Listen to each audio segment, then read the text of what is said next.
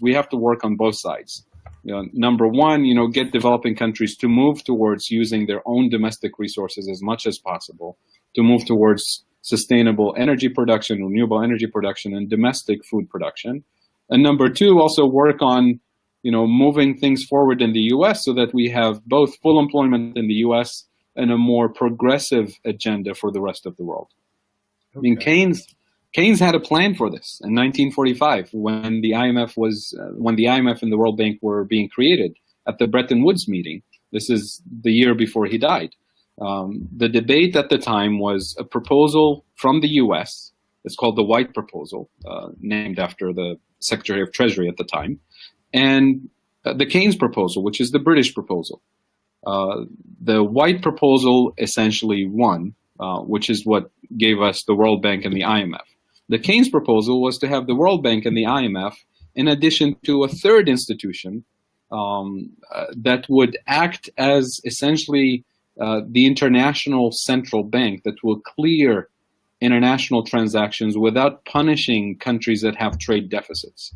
So essentially, this is described, sometimes known as the Bancor proposal or the Keynes proposal. So when you have countries that accumulate massive trade surplus, obviously as a globe, as a planet, we can't have every single country with a trade surplus. If somebody's running a surplus, somebody out there must be running a deficit at the global level. Unless we're trading with a different planet, then we all can have a surplus and the other planet can have a deficit. So by definition, there'll be countries that will be structurally in deficit, and those are developing countries mostly. So the Keynes proposal was to establish a system whereby countries that have a trade surplus will be forced to spend it or lose it.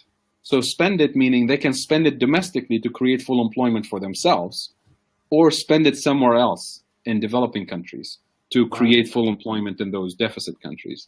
Well, the US opposed this obviously in 1945 because it was very clear that the only country that will be coming out of World War II with strong industrial and export capacity was the US. Europe was going to be the deficit. They didn't really care about developing countries at the time because they were mostly colonies. So it was the US and Europe. So the US didn't want to have an international organization force it to give up its surplus, right? So the US opposed it. But in practice, the US did precisely that. It's called the Marshall Plan. The US took most of its surplus, trade surplus, and gave it to Europe, invested it in Europe to rebuild productive capacity in Europe. If the Keynes proposal was put in place today, the US would love to have that, but China would oppose it. Japan will oppose it. Germany will oppose it because it means some international organization is going to take their trade surplus and give it to the trade deficit countries. But again, the Keynes proposal doesn't force you to give it away. You can spend it domestically for your own economy to create full employment.